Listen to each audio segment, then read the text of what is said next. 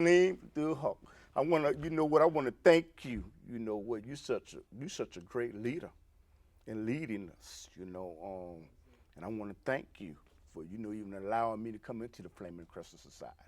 Well, Okay. thank you very much, good brother, for allowing me another opportunity to express my point of view on your illustrious program on Underground Railroad. Okay. Now tell us something about yourself, and I'm sure most people know anyway, but there may be somebody looking overseas, say, who is this cat? And they probably looking at me saying the same thing. But tell us something about yourself. Well, for those that don't know me, I'm Salim Abdul Khalik. I'm the founder of an organization chartered around 1992 called the Flaming Crescent Society, and that was founded in honor to uplift the legacy and the memory of one of our great heroes, that is Brother Al-Haj Malik Shabazz, known to most of us by the name of Brother Malcolm X.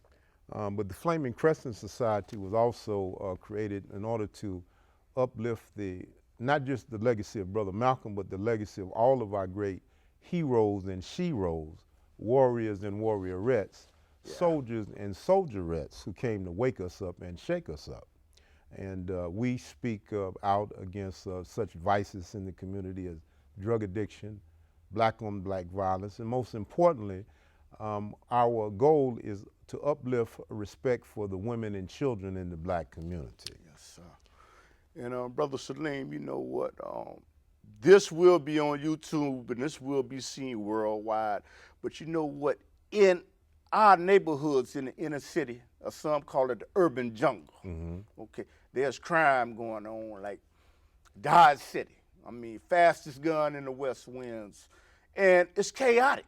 And the hotter it gets outside, it's some people, like in my neighborhood, older people that are calling it, hey man, let's bring the National Guards in to curtail this problem. Do you think, in your opinion, that's a good idea? And At this present time, I would not necessarily agree with those who are calling for the National Guard. One of the things that Brother Malcolm used to say, that it was the black man's responsibility to protect and safeguard the interests of his own community.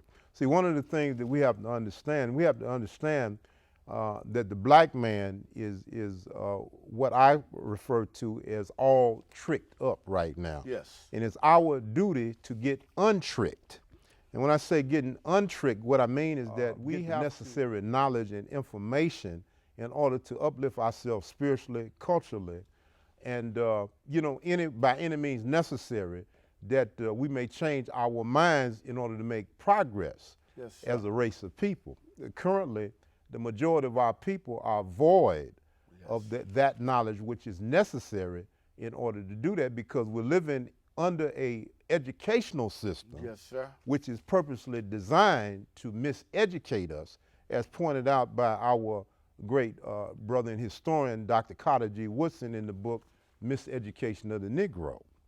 So again, our first duty and responsibility is to get untricked Okay. by a system that has tricked us all up, and to pass that significant important knowledge on down to the next generation. Because by passing cultural knowledge, historical knowledge and wisdom down to the next generation, this can infuse in them the self-esteem which is necessary, that they will love self and not want to destroy self. Why is it where is it? I'm using Chicago as an example because I live here. And of course, I'm most affected, right? Because I live within this area.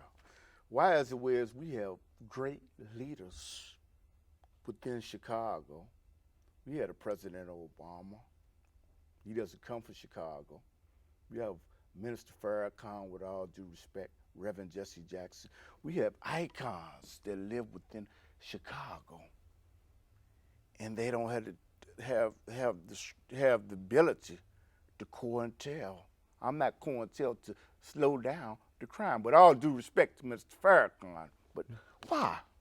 Well, again, my brother, we have to understand that we cannot depend upon one leader or one so-called messiah to deal with all of the issues which confront the black community. What each and every black man in America must understand, and African man all around the planet must understand, is that each and every one of us is a leader in our own sphere of activity. We cannot depend on a Jesse Jackson or a Minister Farrakhan to come in every area of the black community every time something jumps off. Again, as Brother Malcolm said, the responsibility is on the black man to take care of you know, the needs and the whatever needs to be done within his own surrounding area. Okay.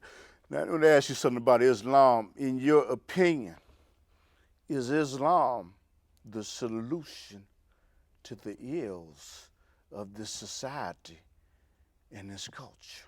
Well, I believe it is. I personally say that if it was good enough for Brother Al-Hajj Malik Shabazz, Brother Malcolm X is good enough for me to practice. I mean, Islam has time and time again demonstrated its ability, you know, to raise up those that were down in the mud, those that society wrote off. Look at what it did, for example, for Brother Malcolm X. I mean, he was at one time nicknamed Satan. He had just that much disrespect for the Almighty Creator, but it was Islam, when he heard Islam in the penitentiary, not metaphysics, not the Hebrew Israelite religion, not the Christian religion, not atheism. It was Islam that was responsible for helping Brother Malcolm to totally flip it, you know, all the way around, and he did a 360-degree turn. Okay. Now, there's some people listening out there and say, man, I ain't gonna be no Muslim.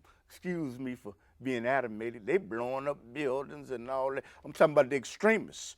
What would be your answer to them?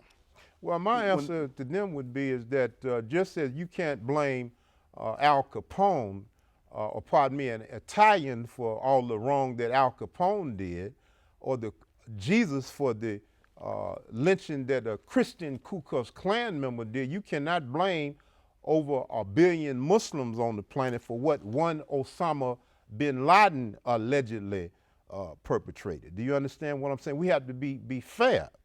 You understand what I'm saying? Those Muslims that allegedly practice slavery or participate in terrorism are going against the grain of the true teachings of the Holy Quran. Yes, sir. You can't find one verse in the teachings of the Holy Quran of Prophet Muhammad that justify any injustice on the part of any Muslim toward another human being. So you know, reverends out there, ministers, and people that are within their flock. Did you hear what this man just said? So I want to go to President Barack Hussein Obama. Mm-hmm. You know, do you think he came up with legislation? I mean, he complies with the legislation of don't ask, don't tell if you're in the military. He stood at a Confederate grave. They're dead. Why is he so adamant about helping certain segments of the population? And he says nothing about reparations out of voting rights act, which gives us the ability to vote, I think, every 10 years. Why? Well, brother.